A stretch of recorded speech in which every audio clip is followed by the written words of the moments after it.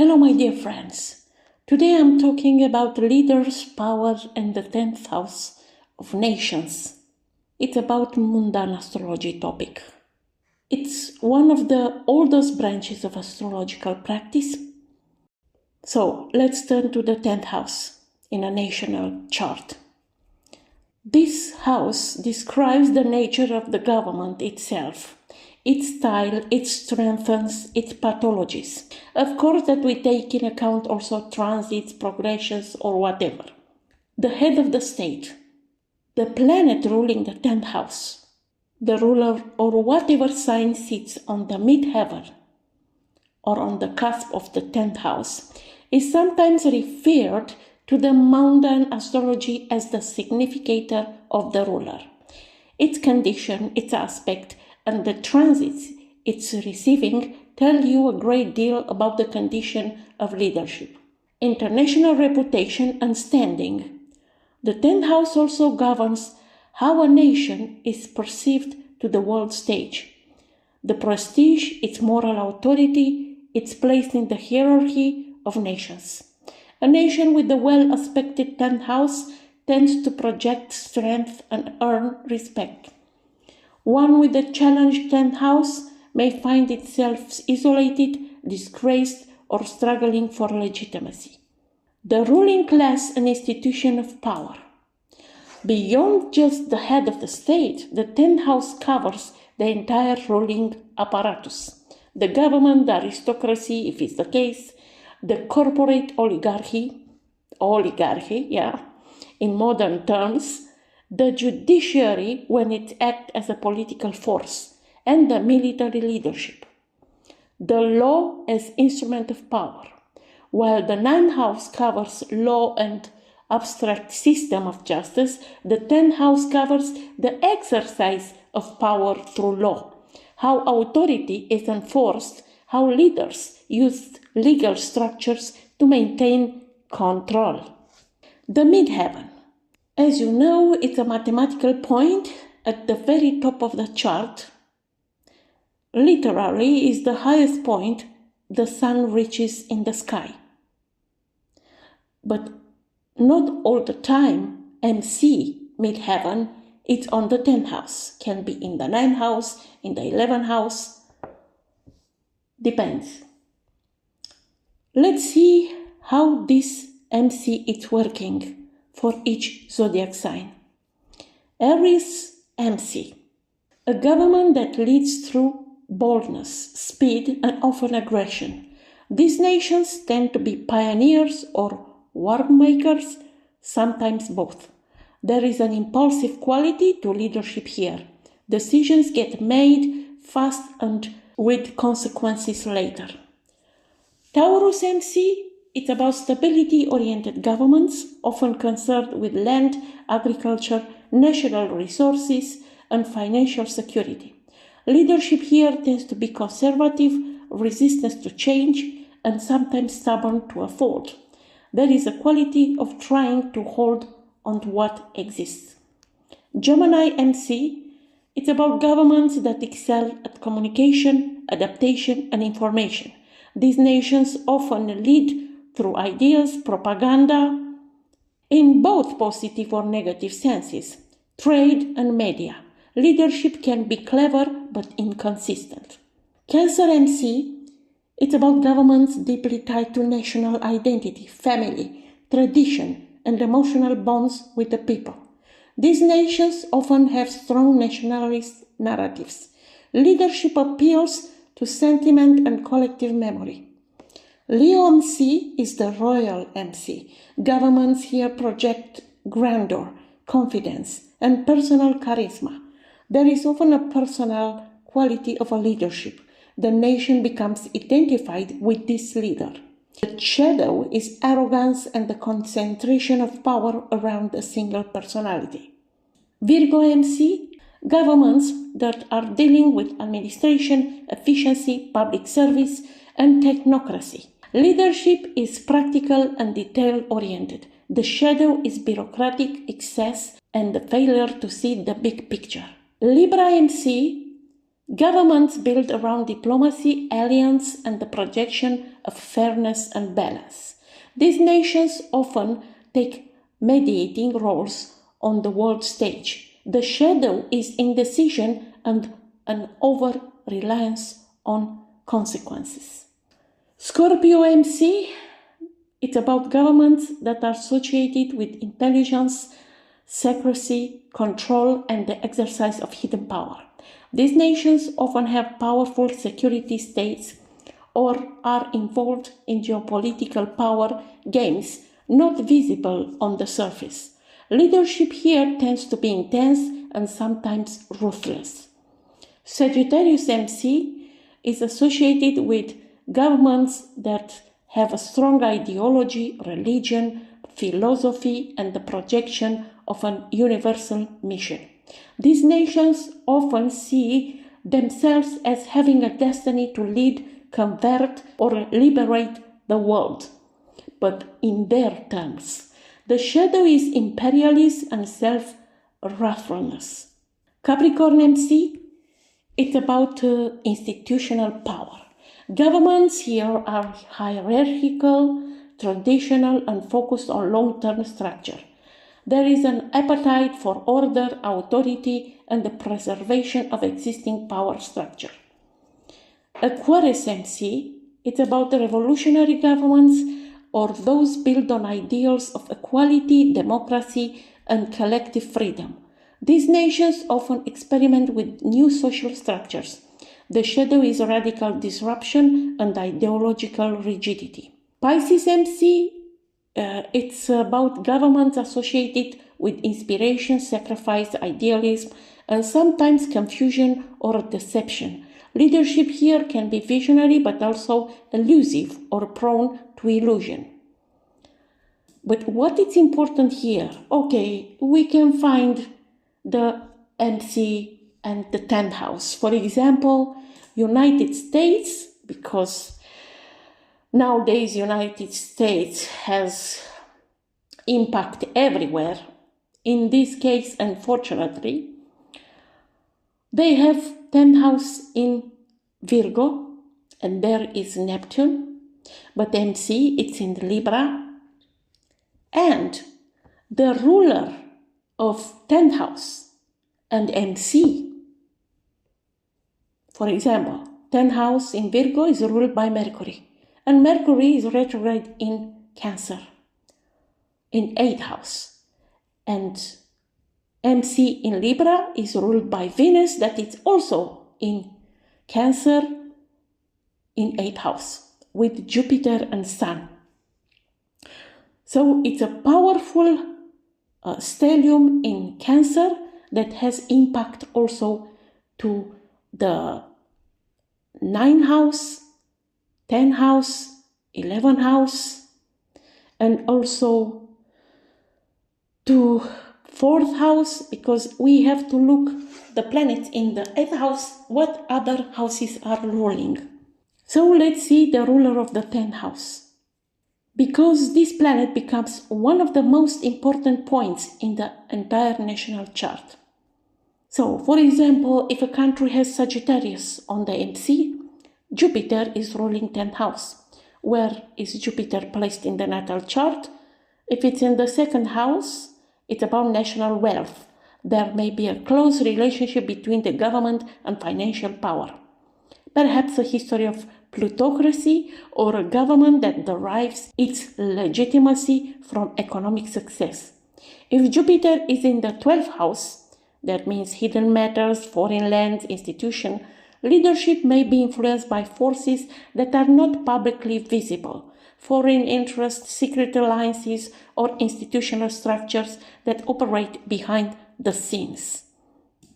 In case of USA, it's about nation, interest of their own interest. The land I mean the country, a very intense, addicted power to maintain the power with effect all over the place. So for USA, this Venus in Cancer in 8th house, it's about the nation's leadership image. It's deeply tied to national identity, homeland, history, and people. Strong emotional nationalism or proud, the government appeals to theme of family, tradition, heritage, and security. Foreign policy is protective and cautious, but can be passive-aggressive and also very aggressive when it's the case. The nation may be beloved for its culture. The 8th house also is a financial house, so the capacity to make money. And USA, it's famous for American dream. Okay, nowadays I don't know how much American dreams remains, but they are very active in this field. And also it's about when starting a financial crisis, most of the time America is the initiator of this. Also it's about other nations' money, and also it's about intelligence service, secrets, and occult matters.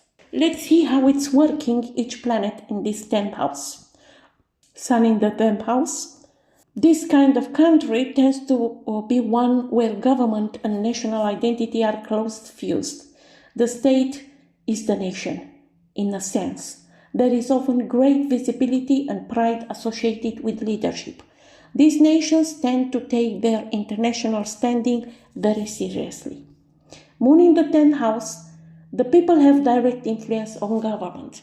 This can suggest democracy is its true sense, in bad or worse, because people can make bad decisions.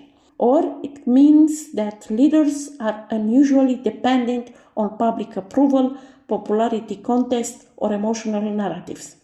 The government tends to tie to domestic concerns, family policy, housing, food, and the welfare of ordinary citizens. Mercury in the 10th house, it's about a government that is defined by communication, policy writing, legislation, and intellectual leadership. These nations often excel in diplomacy, trade agreements, and information management. The shadow is a tendency toward legalism and bureaucracy. Venus in the 10th house, it's about a government known from its culture influence, its soft power, its diplomacy, and its association with art, beauty, or luxury. These nations often have powerful cultural exports and may use cultural influence as a geopolitical tool. Mars in the 10th house, it's about a warrior government, a nation that has a strong military, an assertive foreign policy, and a history of conflict. Leadership here is associated with strength, speed, and action. The shadow is aggression, impulsiveness, and tendency to see conflict as the first rather than last resort. Jupiter in the 10th house, it's about a government associated with expansion, prosperity, ideology, religion, or a global mission. These nations often see themselves as great powers with the world destiny. There is an unusually strong connection between government and some philosophical or religious framework. Saturn in the 10th house brings structural rigor, institutional longevity, and seriousness to government. These nations often have ancient, highly developed governmental traditions. The shadow is too powerful authority, rigidity, and an overemphasis on hierarchy and control. Uranus in the 10th house, it's about revolutionary energy in the government itself.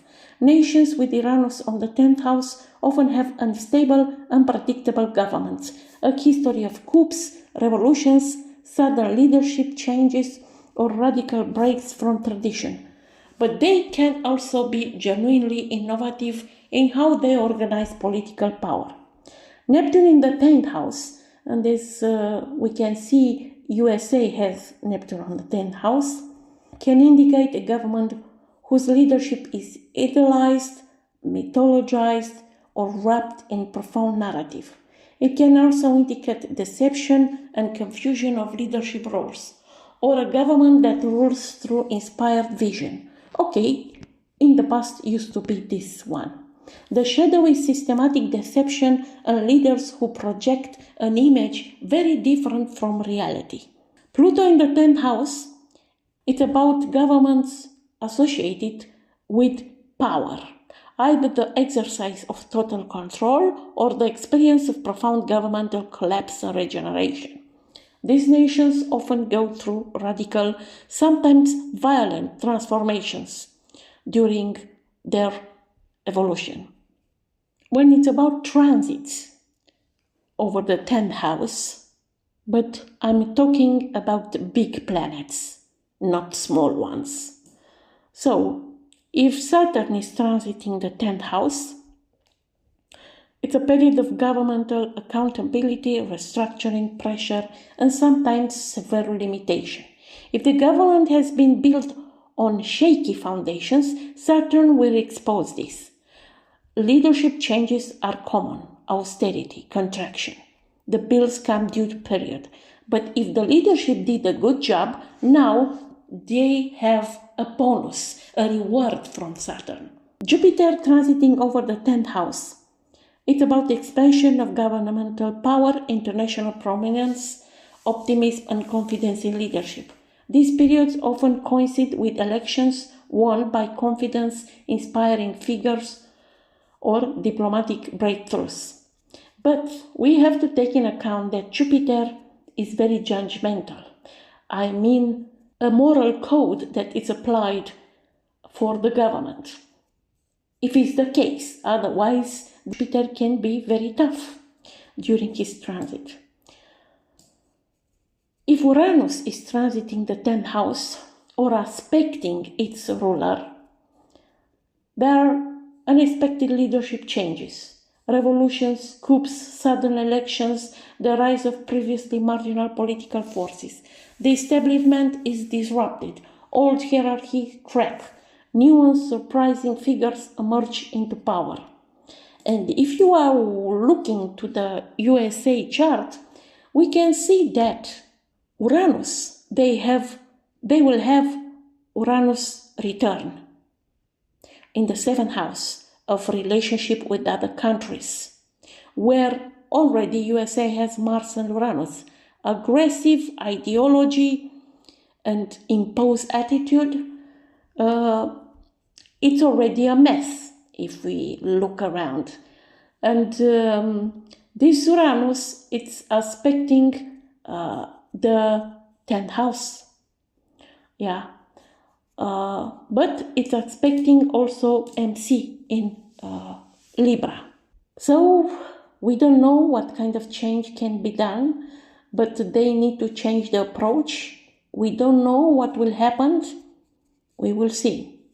If we take in account that in the second part of the year 2026, the lunar nodes will move to the axis Aquarius-Leo and will be in reversal way than it is in the natal chart of USA. So, and also we have Pluto in Aquarius. So will be a big deal about everything linked with communication, information, ideology, imposing their power and influence all over the place. It's already happened anyway.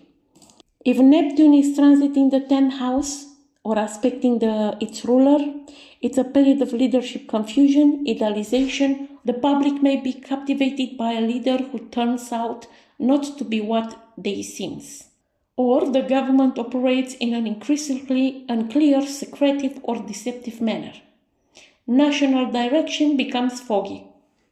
If Pluto transiting the 10th house or aspecting its ruler, the most profound of all, Pluto through the 10th house is a multi-year process of governmental transformation, often involving exposure of corruption, power struggles, the destruction and rebuilding of the entire ruling apparatus. If we are looking to the USA natal chart, this Uranus return, where also we have Mars in the Gemini in the natal chart of USA, it's a very big deal because Before that, Uranus were in Gemini during the Civil War, the most radical internal transformation in American history. So will be a transformation about how USA will relate to the world, its alliances, its military posture, its trade relationship, its self-understanding as a global power. So this is happening now. And the most important thing is that Donald Trump, he also has Uranus return. He is Gemini with the no node and Uranus and Gemini with Leo rising. So he is the tool of these big changes for America. This is not a gentle evolution. This is only the beginning. So friends can become enemies, but because of the attitude of USA leadership, American foreign policy will shift in ways that would have seemed unthinkable before this transit. And because it's about Gemini, the air sign that is make aspect with the MC in Libra and with the transit of Pluto in Aquarius. Here it's about communication and technology. So also a revolutionary change here. And we can see what has happened with AI, Palantir approach of total control using technology, the media change, the weaponization of information in geopolitics, and a complete reinvention of how democracies manage the relationship between information and political authority. Will be very important who is controlling the AI infrastructure, who sets the standards for digital governance, who wins the information war. These are seventh house questions with Uranus in Gemini return that is squaring the 10th house and is making trine with the MC. Will be a battle not only in USA, about the regulatory and political battles around media, AI, generated content, social media platforms, and information infrastructure to intensify dramatically over the next decade. Actually, it's the fight for who will take the power of control. And in this era of AI, this is a big difference. Will be a new relationship, if we can say like this, between citizens, media, and truth. And this lunar nodes reversal over the lunar nodes on the natal chart of USA, it's a big deal. It's holding up a mirror to the nation and saying, look at where you have come from and where you're supposed to be going. And this is a question that the nation should answer. Are you moving in the right direction? Somebody will ask this question and somebody will answer to this question. It's very good if you have the natal chart of your country. Look at the 10th house.